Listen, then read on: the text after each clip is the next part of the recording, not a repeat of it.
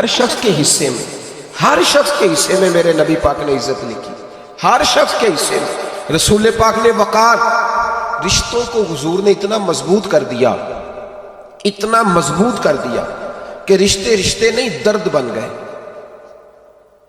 ماں کا نام آتا ہے تو آنکھوں میں آنسو آ جاتے ہیں نا، ماں کا نام آتا ہے تو دل تڑپتا ہے نا یار۔ یہ انقلاب ہے جو میلاد والے رسول نے برپا کیا، ورنہ حضرت طارق ابن عبداللہ کہتے ہیں میں حضور کے اعلان نبوت سے پہلے بھی مکے آیا تھا۔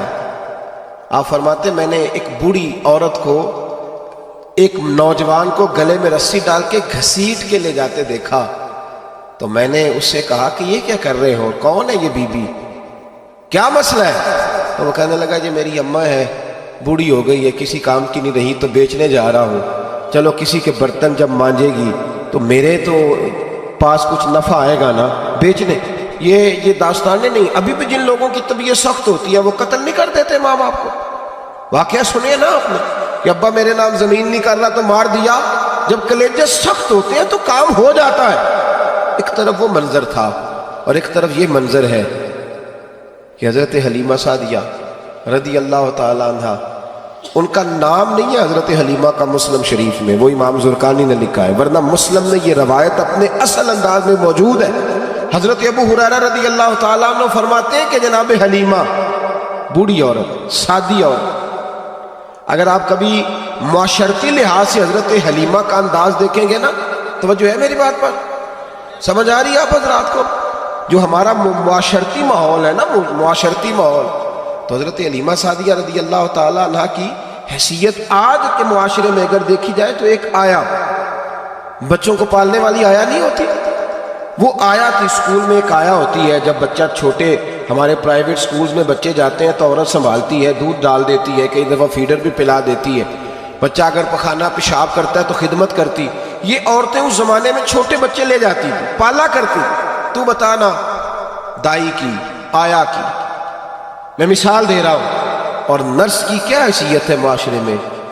اور حضرت حلیمہ سعدیہ جب نبی پاک کو واپس لے کے آئی تھی تو چلو کچھ نہیں، لیکن نہ کچھ معاوضہ بھی انہیں حضرت عبد المطلب نے عطا کیا تھا، جناب آمنہ نے انہیں کچھ، ایک معنی یہ بھی ہو سکتا تھا کہ پیسے دے کے یہ کام کرایا، معنی ہو سکتا تھا۔ آج جو گھر میں اماں برتن دھوتی ہے اس کی کیا حیثیت ہوتی ہے؟ وہ تو بیچاری جن برتنوں کو دھو کے ہمیں دیتی ہے، بعد میں انہی برتنوں میں ہم انہیں کھانا کھانے کی اجازت نہیں دیتے۔ لیکن میرے رسول پاک نے رشتوں کو عزت دے دی، اس طرح کی عزت دی، اس طرح کی عزت دی کہ جناب حلیمہ مسجد نبی کا دروازہ گزری ہی تھی کہ حضرت ابو ہریرہ فرماتے ہیں نبی پاک ممبر پر اٹھ کے کھڑے ہو گئے، رسول پاک کھڑے ہوئے، نبی پاک۔ میں کبھی کبھی یہ روایت دیکھتا ہوں تو میرا دل کرتا ہے میں اپنے آپ سے پوچھوں، میرا دل کرتا ہے میں اپنے یاروں دوستوں خطباء سے، واعظین سے، پیروں سے، مشائخ سے پوچھوں کہ تو بھی بتا، جب تو شاگردوں کو پڑھا رہا ہوتا ہے اور تیرے ابا جی آتے ہیں تو کبھی اٹھ کے کھڑا ہوا ہے؟ اپنے جیسے لوگوں سے، اچھے علماء کی بات نہیں کرتا، کبھی سوال کرو۔ یہ بڑا مشکل کام ہوتا ہے، بڑا مشکل کہ عالم دین تقریر کر رہا، والد آ جائے، بندہ اٹھ کے کھڑا ہو۔ لیکن رسول پاک نے عزتیں دی، وقار دیا۔ جناب حلیمہ داخل ہوئی تو حضور ممبر پہ کھڑے ہوئے اور اتنی تیزی سے حضور آگے بڑھے، اپنی چادر کو اتارا اور پھر میرے رسول نے زمین پہ بچھایا، اور پھر حضرت حلیمہ سعدیہ بیٹھ گئی۔ اور جناب ابو ہریرہ فرماتے جتنی دیر نبی پاک ان کے سامنے بیٹھے رہے، اتحیات کی حالت میں بیٹھے رہے۔ حضور نے رشتوں کو وہ وقار دیا، وہ حسن دیا کہ رشتے درد بن گئے ہیں۔ اب ماں کا نام دل میں بعد میں آتا ہے، زبان میں بعد میں آتا ہے، آنسو پہلے آتا ہے۔ اب ماں کا رشتہ ایک وقار ہے، ایک حسن۔ الحاوی للفتاوی میں امام جلال الدین سیوطی رحمت اللہ لکھا ہے، فتح مکہ کے بعد نا کمال ہو گیا، وَرَأَيْتَ النَّاسَ يَدْخُلُونَ فِي دِينِ اللَّهِ أَفْوَاجًا، فوجوں کی فوجیں دین میں آ گئی۔ ایک زمانہ تنہائیوں کا ہوتا ہے، ایک عروج کا ہوتا ہے۔ عروج کے زمانے میں بڑے تعلق، بڑے رش، بڑی باتیں۔ اب حال یہ تھا فتح مکہ کے بعد کہ پہلے تو ایک آدھ آدمی کلمہ پڑھتا تھا، فوجوں کی فوجیں آتی۔ ایک دن نہ نبی پاک نماز پڑھانے آئے مسجد میں، میرے نبی پاک صلی اللہ علیہ وسلم جب مسجد میں آئے تو مسجد کھچا کھچ بھری ہوئی، گلیاں بھی بھری، 10,000 کے قریب لوگ مدینے میں جمع حضور کے پیچھے نماز پڑھنے کے لیے۔ پڑھیے صلی اللہ علیہ وسلم۔ نبی پاک صلی اللہ علیہ وسلم تشریف لائے نا، جیسے ہی مسجد میں داخل ہوئے تو 10,000 کا مجمع اٹھ کے کھڑا ہو گیا.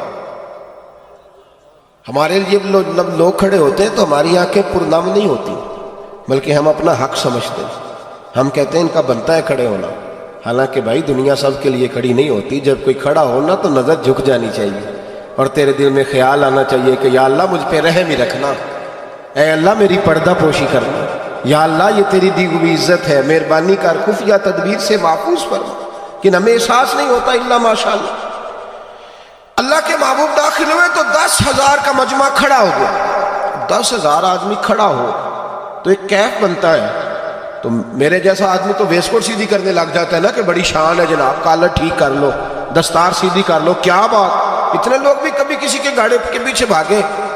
لیکن نبی پاک کا انداز کیا تھا؟ رسول پاک کی آنکھوں میں آنسو آ گئے.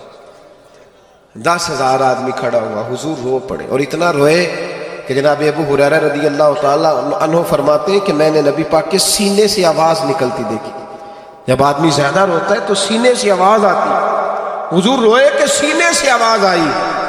آپ فرماتے ہیں پھر حضور نے آنسو پوچھے، پھر نماز مکمل ہوئی. جب لوگ چلے گئے تو حضرت ابو بکر صدیق اٹھ کے قریب گئے، کہا یا رسول اللہ صلی اللہ علیہ وسلم آج کوئی وجہ نہیں تھی رونے کی، آپ آئے ہیں اور رونا شروع کر دیا. تو میرے محبوب فرمانے لگے آج جب میں نے اپنی وہ شانیں دیکھی، وہ مقام دیکھا تو مجھے اپنی اماں کی یاد آ گئی. ماں کی یاد، رشتوں کو وہ عزت دی، وہ وقار دیا، وہ حسن دیا. کہاں نماز کے لیے لوگوں کا کھڑا ہونا اور کہاں اماں کی بات چھیڑ دینا. میرے حبیب فرمانے لگے مجھے اپنی اماں آمنہ کی بات یاد آئی. میری ماں نے تو وہ دور دیکھا تھا جب وجود پہ کپڑے بھی پورے نہیں تھے. دل کرتا تھا آج اماں موجود ہوتی، میں نماز پڑھانے آتا، اللہ اکبر کہہ کے نیت باندھتا، سبحانک اللہ کے بعد سورہ فاتحہ پڑھتا اور سورہ فاتحہ مکمل پڑھ لیتا کہ میری اماں آمنہ کو کوئی کام یاد آتا. وہ پردہ سرکا کے کہتی بیٹا محمد میری بات تو سننا. تو محبوب فرماتے اللہ کی عزت کی قسم میں نماز چھوڑ دیتا، پہلے ماں کی بات سن کے آتا. میں چھوڑ دیتا نماز. وقار دے دیا، وقار، وہ حسن بخشا، وہ توانائی بخشی. کہتے پہلے تو حضور رو رہے تھے نا، جب حضور نے وضاحت کی تو پھر سارے رونے لگ گئے، پھر سب رونے لگ گئے. پھر اپنا اپنا درد، اپنا اپنا ذوق، اپنا اپنا شوق. کیوں نہیں تو ماں کو عزت دیتا؟ کیوں نہیں تو چند گھڑیاں باپ کو ٹائم دیتا؟